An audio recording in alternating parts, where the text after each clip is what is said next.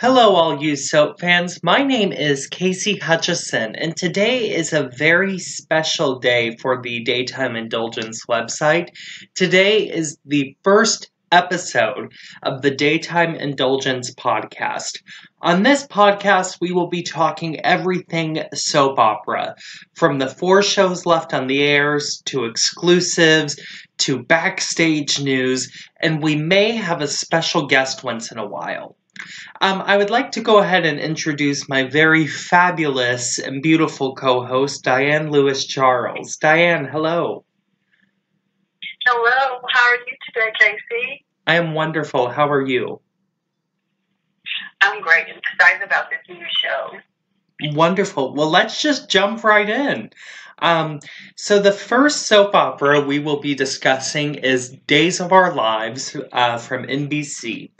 So, my site, Daytime Indulgence, broke exclusively that Teo Panglis's character, Andre Demera, will be getting murdered next week. So my question to you is, what do you think of Andre being the next murder victim, and who do you think will kill him?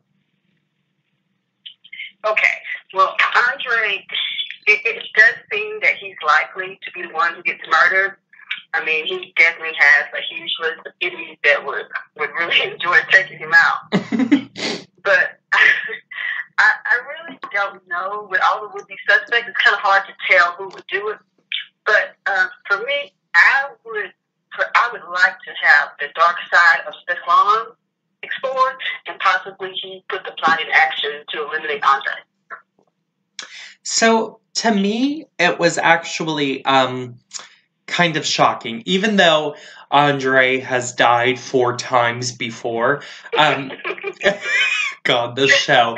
It was shocking in a way that they've rebuilt the character so much. And so I was shocked that he was going to be the one who gets murdered. I know who does it. However, I don't want to give away the story. So I'm just going to put in a random guess.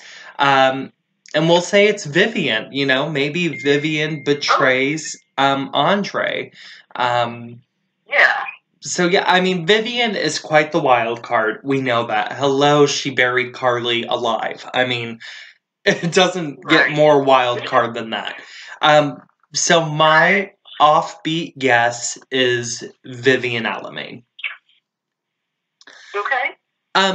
So we'll continue with Days of Our Lives and talking about this show. So it's been revealed that Patch Devereaux, Steve, is going to get murdered.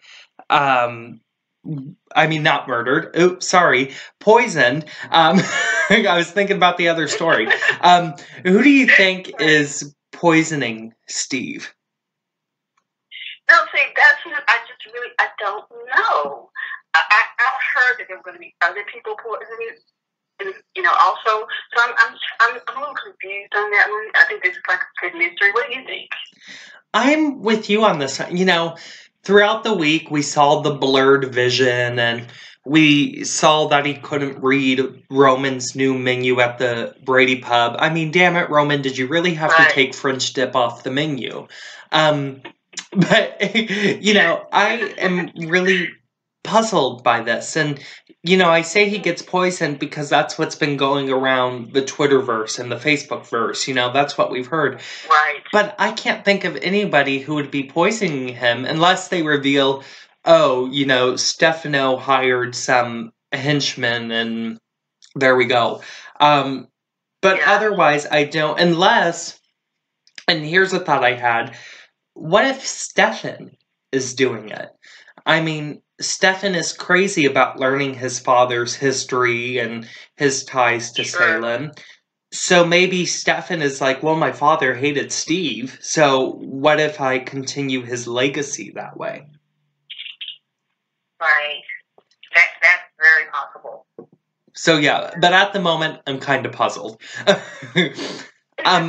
But speaking of Stefan, he's still a new character. He just made an entrance. He's just getting acquainted with Salemites and all that. So what are you thinking of Stefan, and who do you want him to be paired with romantically? Okay, Stephanie. What about that interest? I just loved it. I mean, he was arrogant. He was charming. He's definitely sexy. I just really, really liked that interest. As far as him, being paired with someone, I really don't want to see him paired with anyone right now. I just want him to play the field and just get it all hot and steamy in the city of Berkeley. I just want to see him just run around and just have fun. I'm going to enjoy this. I really like him being on this show. It's just really good. I do too, and I loved his entrance. I love that he is Stefano's son. Because the DiMera family needed some new blood interjected in it. Mm-hmm. And I think Ron gets that. I think, he gets that this is a family that has been torn down like the Quartermains on General Hospital. And, Ron kind of tried to rebuild the Quartermains, and now he's over here trying to rebuild the DiMeras. And I think this was a very smart move on his part. And, usually when you get a long-lost child on a soap, it doesn't work with history. It comes out of the blue. But Ron worked this in with history, and he worked this in with the relationship that Vivian and Rodolfo shared. So yeah, I love Stefan, and Tyler Christopher. My goodness, he is delicious. Yes. Oh gosh, and oh Lord, and I want him paired with somebody sexy. I want him paired with somebody who's on his level. A lot of people are like, pair him with Nadia Bjorlin, who plays Chloe, which she is leaving for just a short time. She'll be back next month during sweeps period. So if they're not going to write for her, then of course don't pair him with the character we're not going to see.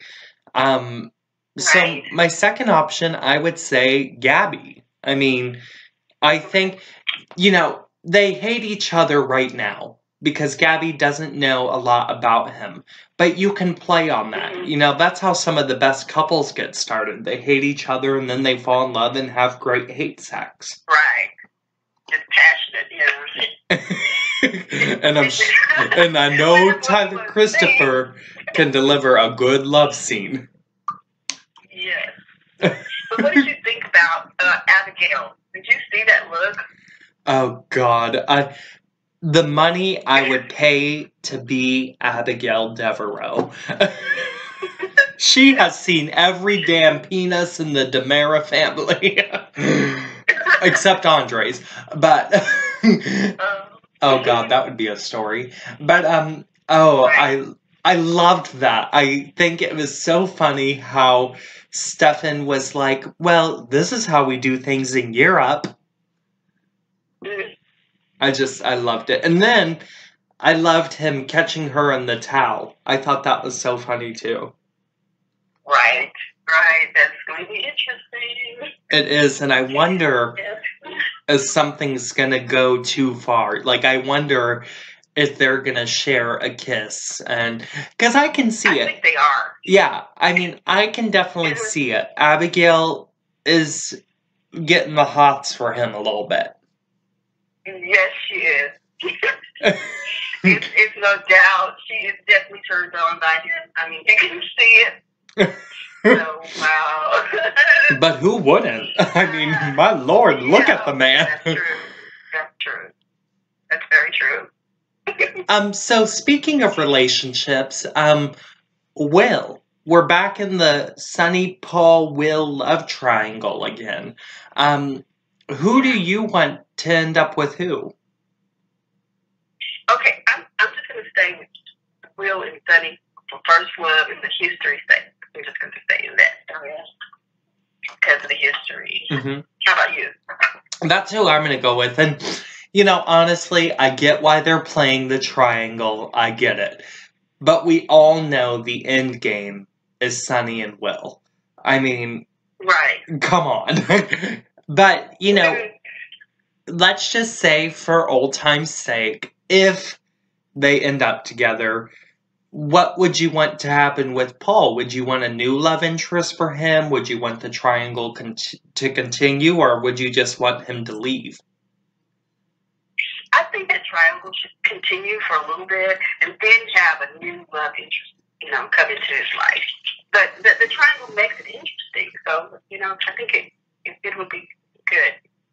It does, and I love the fact that, and I tweeted this about 2 weeks ago. I was like, damn, Will is really horny. I mean, he is hunching on oh my Lord. I mean, this child, my goodness, somebody needs to get him under control. I mean, he might not remember being Sammy Brady's son, but he's certainly acting like it. Wow. So that ends our day's discussion, and we'll move on to Young and Restless now. So the big thing about Young and Restless right now is the Dina Alzheimer's story, and they held the court case to see who would get custody of her, basically. And the whole time, I just felt sorry for Dina. So did you feel the same way for her? I'm really trying to feel sorry for Dina, but she's done so much, and she's hurt a lot of people, and I really tried. I mean, even last night I was trying, and I was like, well, Graham has done this to her, and this whole thing with him, seeking revenge for his mother's sake. I tried, but I still don't feel sorry for her, and that's just different for me. Now, is it because of the character? Maybe, is it because of the character, or is it because of the storyline structure? I think it's a little both. Yeah. I'm trying really hard to feel sorry for her. I really am, but I keep seeing the mean Dina, and that's making it a little difficult. Maybe next week or the week after I'll start to feel sorry for her, and we can discuss it again. But right now, she's not on my good list. I have to say I felt sorry for her during the trial because I saw a crack. I saw that crack I've been waiting for, to see that she is just confused as hell.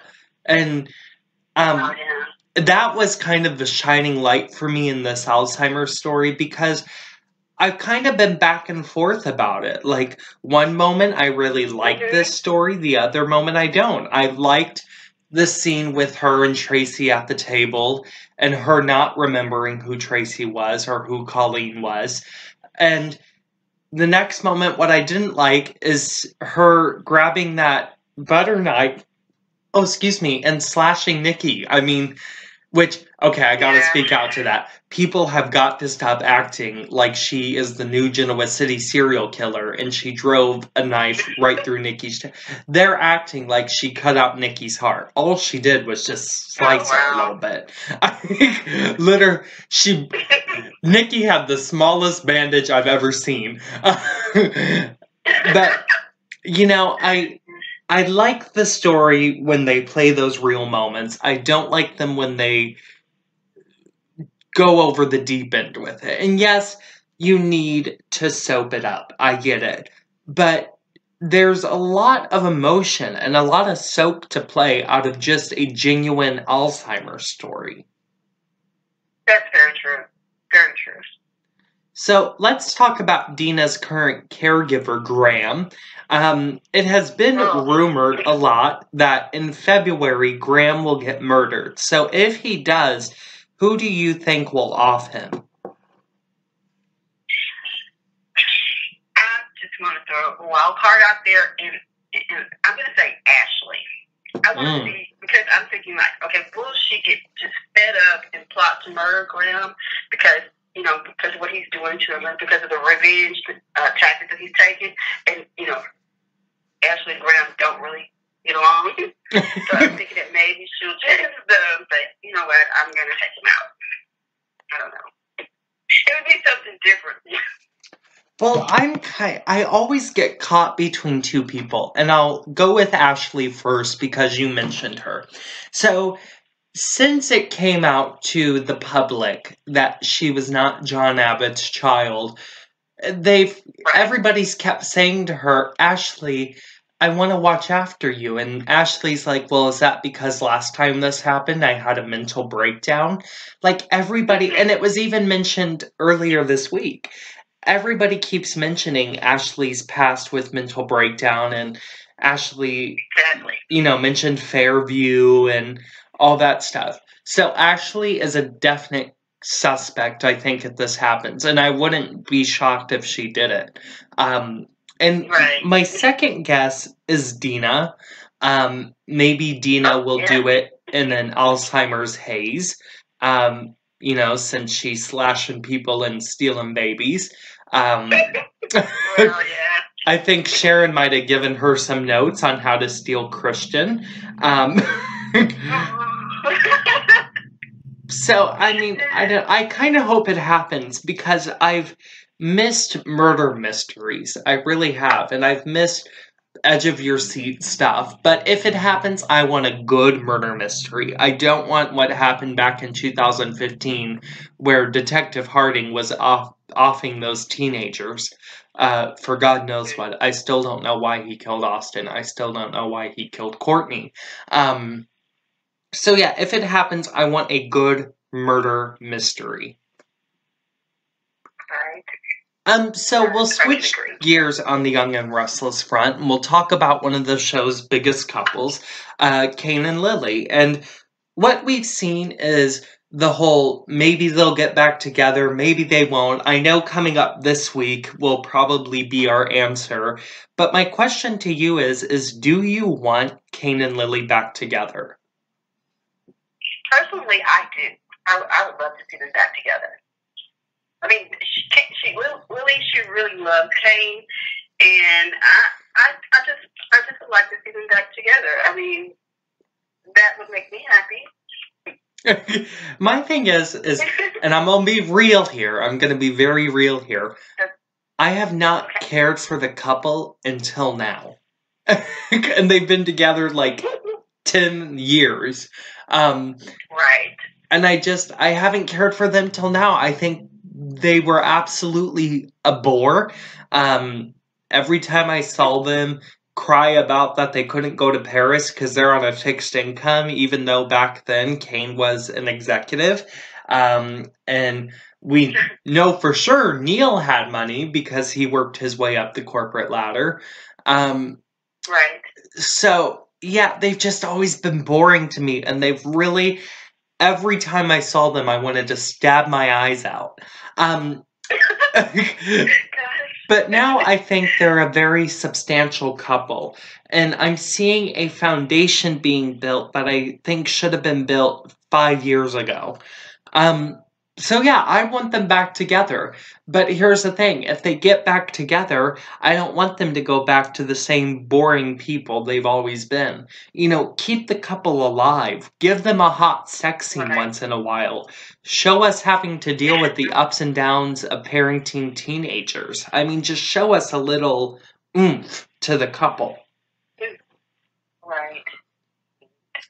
And honestly, oh, go ahead. The nanny, that might add something to the relationship. Everybody keeps talking about that damn nanny, and to me, she is just a day player. But who knows? Word hasn't been released if they're gonna make something of her character, or not. They might. Just like you said, just to add something in to put as an obstacle. But as far as I'm concerned, she had 3 lines and that was her 3 minutes of fame. And now she can add that to her resume. So yeah, if they get back together, like I said, I would need something more than the boring couple they usually are. So We'll talk about another couple that seems to be getting back together, but we won't talk about the couple. We'll just talk about the male character in the story, and that's JT. So, JT Hellstrom has been back since the last episode of 2017. What have you been thinking of JT's return?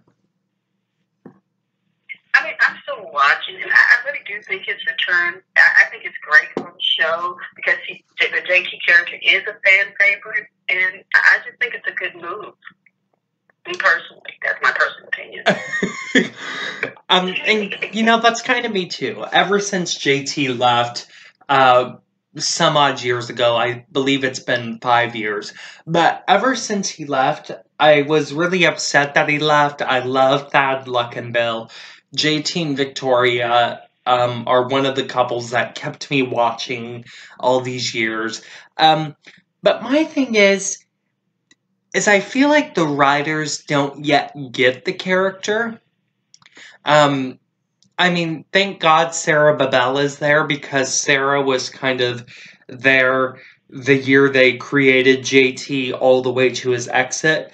But I don't think they grasp who the character is because what I'm seeing is a lot of running around. And I see stories in the making, but I don't think they had a substantial story for him when he came back. Because honestly, that IRS type agent he's become, for me, that came out of the blue. I never remember him being that. Unless he was, then call me on it, but I don't remember that at all. I'm seeing Victoria and JT playing the beats, and, I want them back together, but, I don't know if they're going to go that route full time. And I have yet to see why Reed is actually upset with him, because here's the thing. I am 18. So I'm still living out those teen years. And I get how it's upsetting. I get how divorce is upsetting. But I was always mad at my parents, if I ever was. Never my mom. God bless her. But if I was to be mad at a parent, I had a reason. And I'm not seeing that with Reed. Like, what's his reason for being mad? Because as far as we know, so what? He had a move, okay, but I feel like there's something more there that they're not exploring. So it's one of the reasons I've held back from JT's return is because I see a lot of stories in the making. I wish they would just pick one. Do you want him to investigate the Newmans? Do you want there to be trouble with Reed? Or do you want to get a super couple back together? So I'm a little confused on the route they're trying to go. Yeah, I guess that they're just trying they're exploring to see the fan reaction, and then I think they'll go from there. I hope you're right. It's possible that they didn't know what they were going to do with him, but they knew he was a fan favorite and it was a good move to bring him back. But let's see now what to do with this character, and I think they're waiting on fan reaction to the different storylines that they're putting out there, and whatever's the most favored, well, let's just explore there and expand from there. That's what I think they're doing. And I don't even know, I haven't heard any word if these were Sally Sussman's story plans or not, because Sally tried to get him back when she started her tenure. So maybe these are even Sally Sussman's story plans, and maybe they're just putting those into execution, because that happens all the time. Like when Charles Pratt Jr. was writing this show, he just took over leftover stories that were bought by CBS and he put them into execution. So these could very well be Sally's plans. I don't hope that's the case because Sally is a fabulous writer and I would be quite upset if these were her stories because of how great she is. But, I digress. So yeah, do you have any more opinions on Young and Restless? I would like to see more Neil on this show. So Now, let's discuss that real quick. I know it wasn't originally on our questions list, but this is what we do on a podcast, I guess. We just had questions. So, do you think what we're seeing right now is we're in the part where Kristoff is dealing with his stuff? Because, The Young and the Restless shoots about 2 months in advance.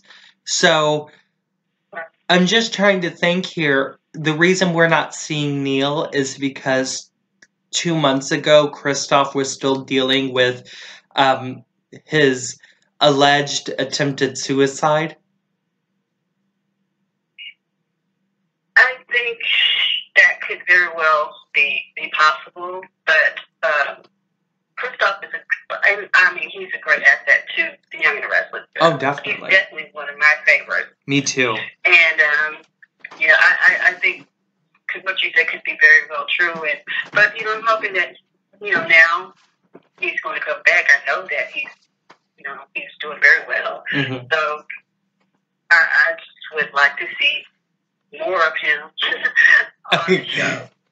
Well, God bless Kristoff and his family, and we hope to see him back soon on our screens. Yeah, definitely. Because I grew up on Neil and Drew and the whole thing with Malcolm and Lily's True Paternity, and so, right. We want our Kristoff back. Yes, we do. So let's move on to General Hospital. We have a lot to discuss about General Hospital. We'll just start with an easy one. Who do you think should be the mayor of Port Charles, Ned or Laura? You know what? Neither one of them. Because both of them, if you think about it, both of them are handfuls. Ned is power hungry. Mm-hmm. And sometimes he can get a little vindictive. And Laura, oh gosh, you can definitely tell Lulu is her daughter. It's just like, I think Laura would get too caught up in the power position, and that could possibly ruin her relationship with Kevin. But since, I have to choose, I would go with Laura, even though I know she's going to be a headache for Kevin.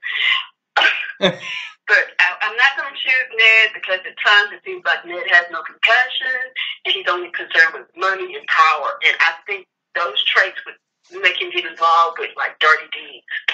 And we've got enough dirty mayors in Port Charles. For me, before I pick, I have to say I think there's two missing components in this story. One, what about Felicia? It was her election that was tampered with, but yet, has the news even made it to her? I think it has. It has? Okay. Yes. Okay, good. Because I'm like, where's Felicia in this whole story? It's...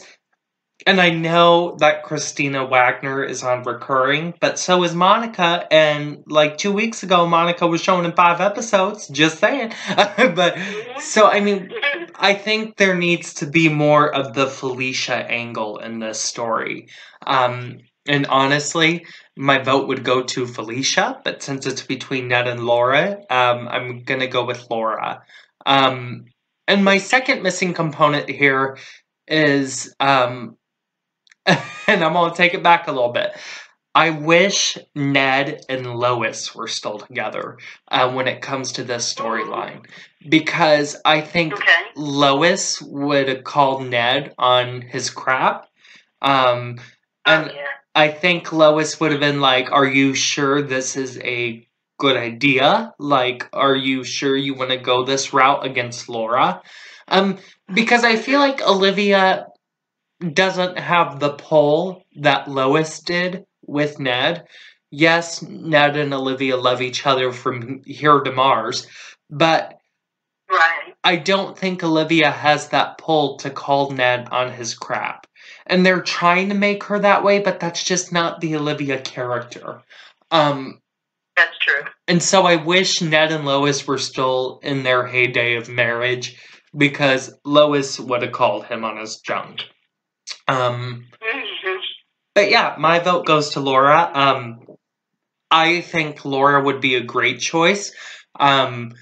She knows the history of Port Charles. Every time she mentions the wards, a big smile goes across my face because I miss the Ward family so much. I miss Justice, I miss Keisha, I miss all of them. And they should definitely be worked back into the show because right now, General Hospital needs some color. Just saying.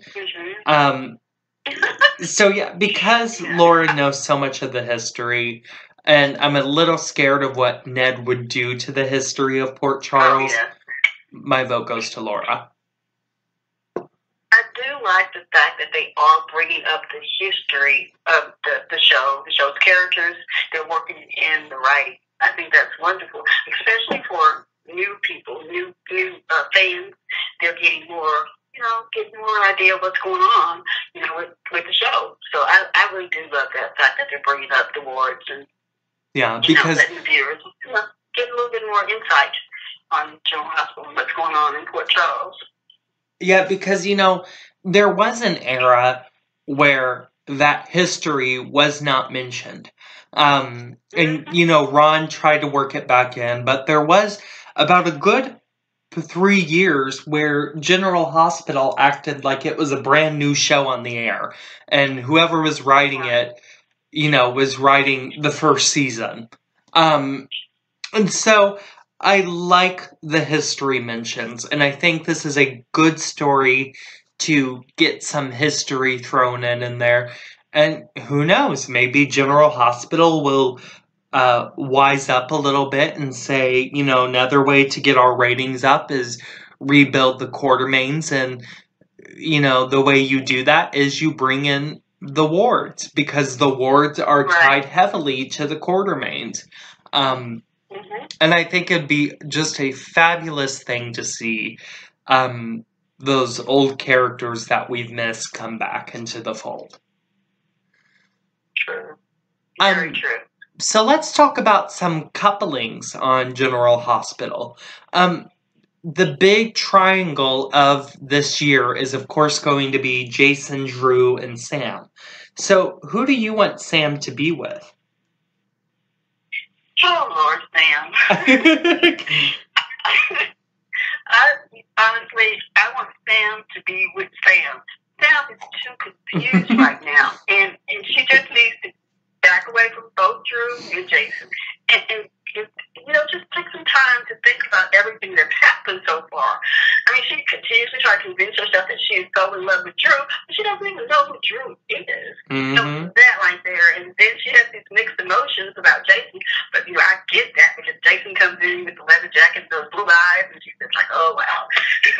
But I just want her to take some time away from both those guys and think. Just think. And I agree with you, because I feel like there's been two things missing from this story. One, Sam's emotions. I feel like Sam's emotions have yet to be explored. I don't see them.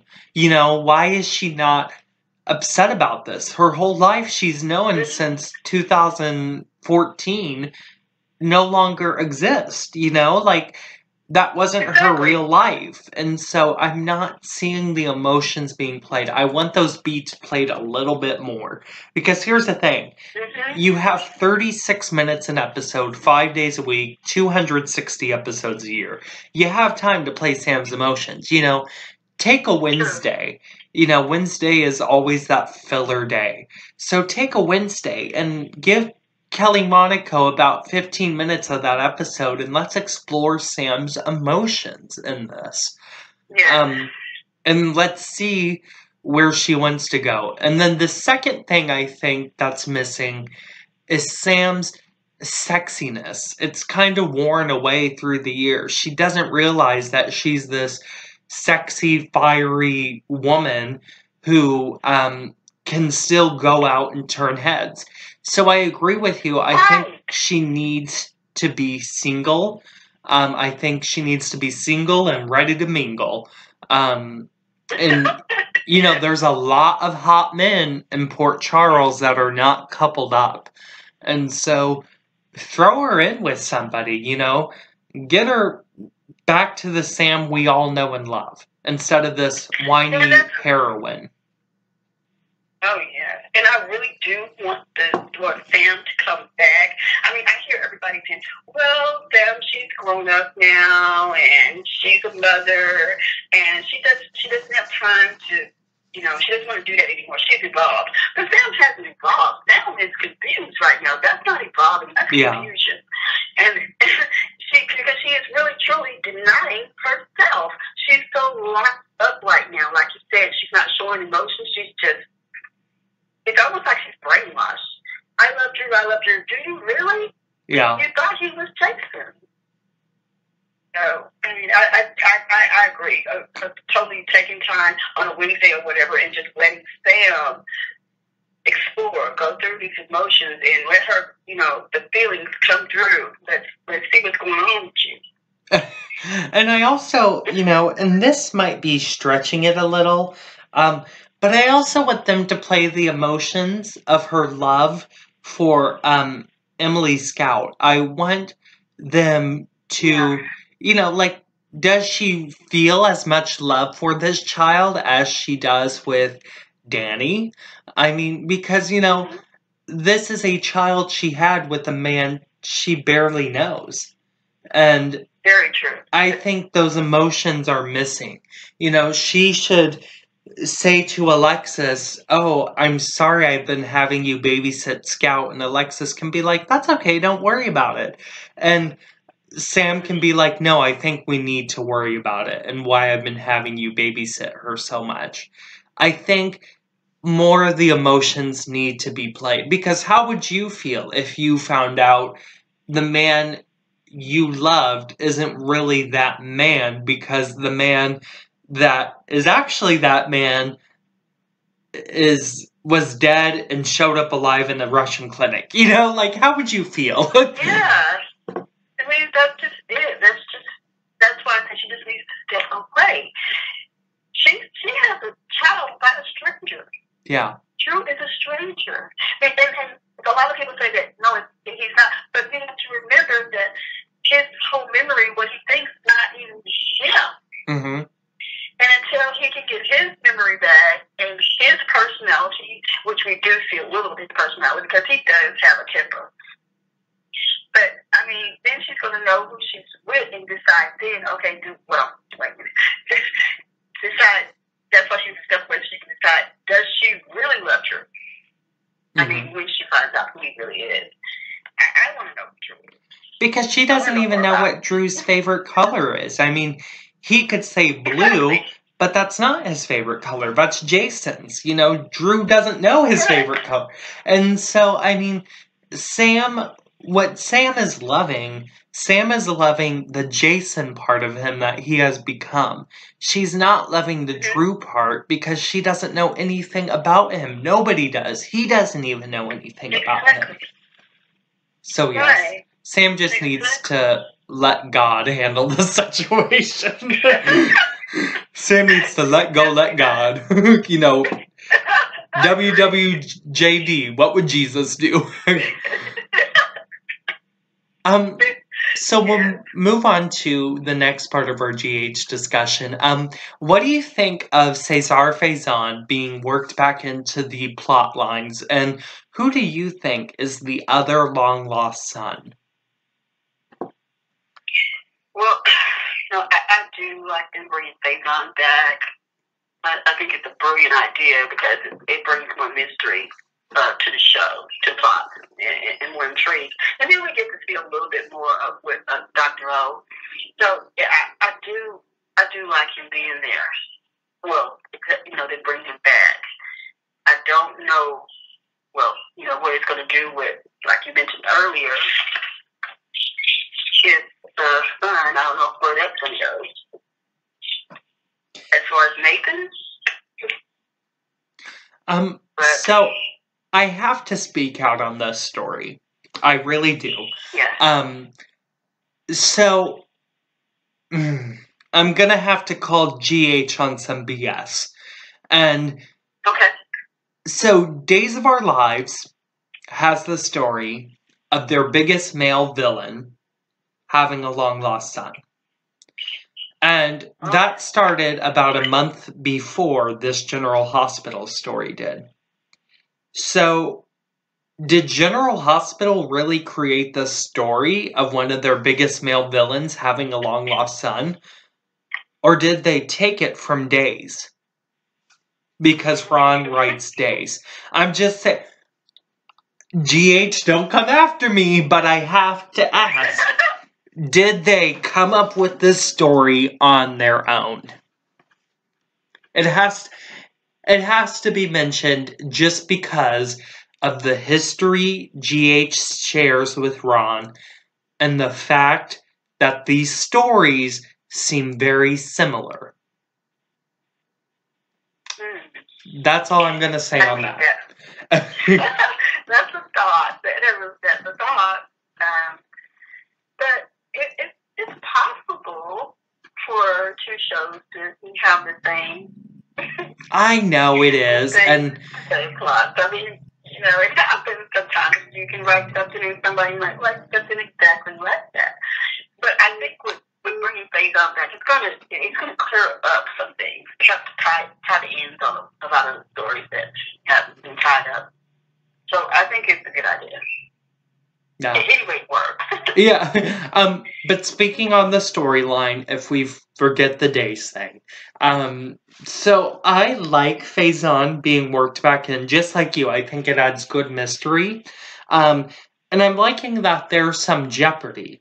Like, even Anna is feeling jeopardy, even if we don't know if Cesar is, coming back to Port Charles. And so, but I like the jeopardy it's adding. And for his other long-lost son, a lot of people have been guessing Peter, August. And this is where I get kind of mean. You'll notice throughout this podcast that I can be mean sometimes. But, my mom said, be as honest as you can in life. Lies aren't good for the soul. So here it goes. Okay. If they go this route, they need to recast. I do not care. I do not care for Wes Ramsey in this role. I'm sorry. He's delicious. I'm gonna give Laura Wright this. He is all kinds of delicious. But we need to stop with the hot people who can act. Mara West is delicious, and she is one of the best actresses in this genre. So there we go. There's one who's hot and can act. Kirsten Storms is hot and can act. Maurice Bernard is kind of delicious still, and he can act. But Wes Ramsey cannot. I did not care for him as Sam on Guiding Light. I hated the 6 years he spent there. I wished his character to be killed off every single day. And I finally got my wish when he left. Ha! And I didn't care for him on his short stint on Days of Our Lives. The baby needs acting lessons. Now, he's not Charity Raymer Days of Our Lives bad, but he's not the most watchable either. Just saying. I guess you're right, because I really don't pay attention to him. I really don't.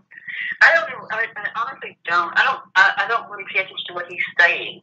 So I never really thought about that until you brought it up about his acting. I just sort of, within the typical days. And then when he starts talking, I can listen. But I really don't. I get what you're saying. I do. Yeah. But maybe he'll hear something and then decide to, focus in on the acting and get better. Maybe he'll surprise us. You asking for... It's not Christmas, so don't be asking for miracles, but... We'll see. We'll see. So now we're going to move on to quite the serious topic concerning General Hospital. Sarah Brown, who fans might know as one of the best, yes, I called it, one of the best actresses to play Carly, recently spoke out on Twitter about pay inequality in daytime dramas. I don't have the tweet in front of me, but she kind of said after winning all those Emmys, she was still paid way less than Steve Burton and Maurice Benard. So what did you think of what she had to say? I'm going to keep it simple. We are in a time of speaking your truth. Amen. And I believe Sarah Brown was speaking her truth, and for that, I applaud her. Yeah, I do too. I'm glad that we finally had somebody speak out about the daytime side of things. We've only heard about big Hollywood movies and big primetime TV shows. But the fact that somebody was prepared to speak out about daytime, I commend, because we had about 6 months where daytime actors spoke out back in 2009 about how they were treated on sets and the demanding schedules and all that stuff. And we really haven't heard anything. I mean, daytime actors usually do not speak about their jobs. They'll speak about an actor maybe, or if you're Nancy Lee Grahn, you'll speak about politics and Trump. But the fact that Sarah Brown was prepared to speak out about pay inequality in daytime shows her strengths. It shows that she is not afraid to shine a light on how women are treated in Hollywood concerning daytime dramas. So I applaud Sarah Brown so much. I literally give her a standing ovation for this because it was time somebody spoke out about daytime. Because we know it happens. Yeah. We know it happens. So anyway, it broke yesterday on the Daytime Confidential podcast, which anybody who knows Daytime Confidential knows that those are they are one of the leading sites in this genre. And they broke that Ryan Pavey is leaving General Hospital as Nathan West. So I wanted to get your thoughts on that. What do you think of this whole shocking exit? Well, if we thinking about it, Nathan really hasn't had good storylines, Mm-hmm. and I think that they would have been trying to find something to do with him. I mean, think about the Man Landers story. Oh God! So I think that maybe they ran out of options, and that's why, you know, he's going too far with giving the interview to Lulu on this whole phase-on thing. The character is putting his life in danger. So it's possible, you know, that, you know, they're just running out of ideas for him, or maybe he just wants to do something different. I mean, I like him. I do like Nathan. I just wish there was something better for him to do, a better storyline, something more interesting. I mean, I think the character is a great character, and I do like Ryan. So I just feel like they didn't know what to do with him. Okay, here I go again. I don't think they know what to do with Griffin either. So. Well, thank God he's with Ava and Matt Cohen is finally learning how to act. Mara West must pull his ass aside and say, "Looky here!" But anyway, concerning the whole Ryan Pavey thing, it's not a loss. It's really not. I'm going to be honest. His acting has improved a lot. I can see that this baby signed up for Acting 101 and learned some skills. But it's not a big loss. And like you said, they've really gone round and round with him. They don't know what to do with him. And which sucks because he's very fun to look at. Yes, he is. But, you know, I can always Google Ryan Pavey in underwear and get about 1 million hits. So, my goodness. And I think it will, my thought is, Nathan will be shot, in the line of duty, which if I'm mistaken, I really don't know. Hasn't that happened to Maxie before? Didn't she have... I'm trying to think. Somebody had a boyfriend that was shot in the line of duty on General Hospital, and I think it was Maxie. It might not have been. The Twitter fans will know, and I'm sure when they listen to this episode, they'll know. But anyway, I think this will open up a great new chapter for Maxie. But here's the thing. He has to be killed off. He cannot leave Maxie.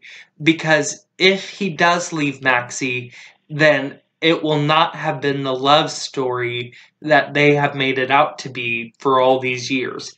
You know, like, he cannot leave Maxie. He has to be killed off. It's the only option. Because what I don't want to happen is for him to have to go in witness protection or something, and Maxie does 2 mentions of him, and we're done. You know, it just wouldn't make any sense for that to happen. So yeah, he has to be killed off, in my opinion. So we'll move on to our last soap here. We'll discuss Bold and Beautiful. So first 2 questions are about couples, and the last one is as well. But we'll start with Liam. So we've got 3 options for Liam. Steffi, Sally, or Hope. Who do you want Liam to be with? Hope. I want him to be with Hope. I'm not too well, no, definitely not cute. I see fans and they say he should stay with Steffi. No. Steffi crossed the line. Mm-hmm. I mean, that's just too much. It's just no. He needs to go with Hope. Just go Hope. I think so too. Steffi has too many issues, just too much. I mean, I can't believe that she has nerve to continue to beg him to stay. Steffi, did you think about that when you were sleeping with his father? Mm-hmm. I mean, if you really love this man and you want this family, you would never did that. I mean, you just no. I completely agree. I don't even understand what's going on in her mind. Think that they can still have a family after that. Yeah, she's so stupid. I wish when she fell off that cliff in Italy that she would have died. I'm so done with Steffi. I love Jacqueline McInnes Wood. I love you. Don't get it twisted. She is a fabulous actress. Right. And she is gorgeous. And she is sexy. And she can hold it with the best of them. But, you know, I either want Liam with Sally or Hope. Hope, just because of the history, I think Liam's true love has always been Hope. And I think it always will be. And I'm interested to see more of the chemistry be explored between Scott Clifton and Anika Noel. But I also love Liam and Sally. I kind of got invested in them because I think that came about very naturally. I think none of that was forced or contrived. I think Liam and Sally, you know, really came about organically. But my thing is they've held off too long. They played them, and we haven't seen Sally up until now, like, what, for a month? Or maybe a month and a half. So, because of that, I just want him with Hope. Because now I've kind of lost the butterflies in my stomach over Liam and Sally. Because they haven't played that beat in so darn long. So yeah, I agree with you. Hope all the way. So next, we have to discuss Liam's father, Bill. Who do you want Bill to be with? Okay. You know what? Bill he can go with Steffi. They deserve each other. See, and I want Bill with Brooke. I'm still holding out for Bill and Brooke because, man, Catherine Kelly Lang is hot with him. And, you know, I feel like it's another organic pairing. I'm gonna be honest again. The Brooke and Ridge pairing no longer works. And I don't see chemistry yet between Ingo Rademacher and Catherine Kelly Lang. And so I think Brooke needs to be with Bill. And I think that coupling was over way too quickly for all they went through. You know, for all they have gone through, for her to say, so what, you gonna hit me too and storm out with 3 pieces of lingerie and a bathing suit? I mean, it made no sense to me. And that divorce isn't final yet. It's not. And so I hope Bill and Brooke can work it out. So, on Christmas, on the Christmas episode of Bold and Beautiful, we saw Jennifer Guterres return as Donna Logan. And I believe she's set to return for another special appearance again. So my question to you is do you want Jennifer back full time?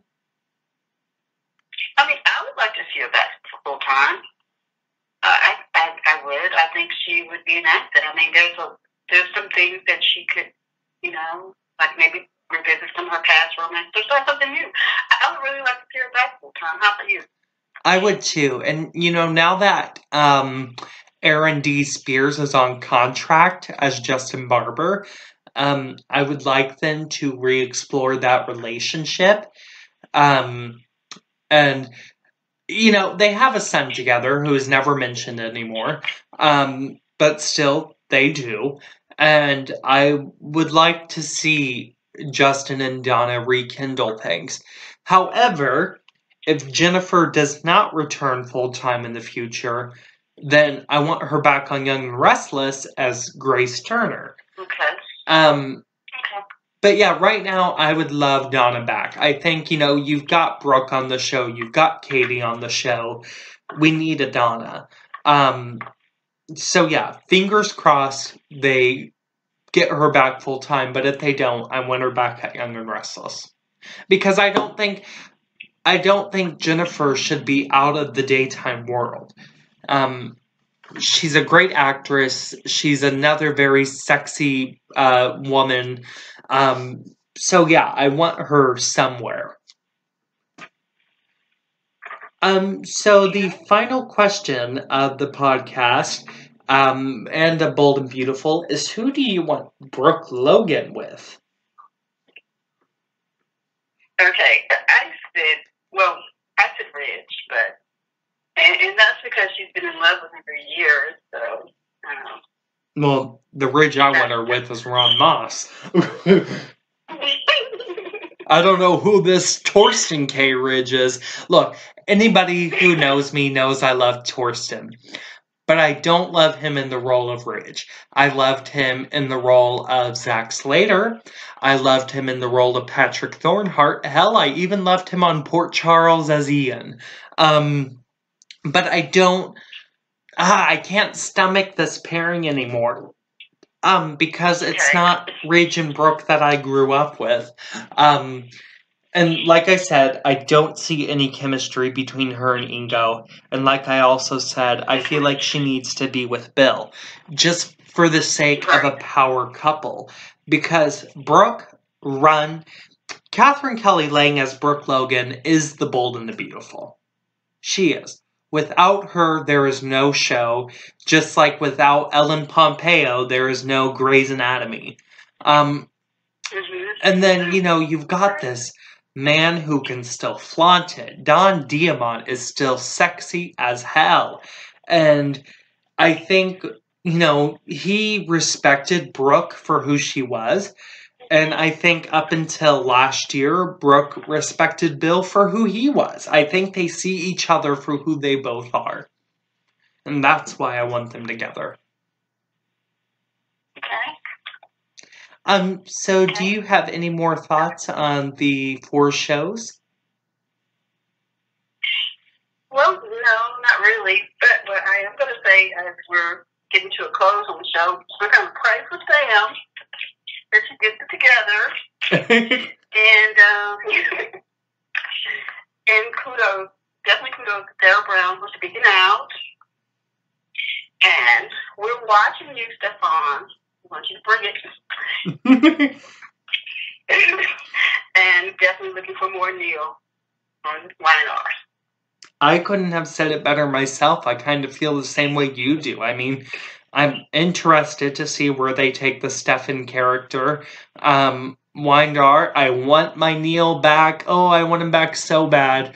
I missed that beautiful piece of dark chocolate. On General Hospital, I can't wait to see the mayoral race play out, and yeah, I want to see more of Sam's emotions. And finally, on Bold, I really like what I'm seeing right now, but I would like to see it more gelled together. I think they've got great storyline angles. Just gel it more closely together and integrate all of your characters better. Right. All right, so that was our first show. We did it. That was our first show. So you can find me on Twitter at KCHutch99. Diane, where can they find you on social media? I am on Facebook, and it's Diane Lewis Charles. All right, there you go. Follow Daytime Indulgence on Facebook and Twitter at DI Soaps. And have a lovely rest of the day, everybody.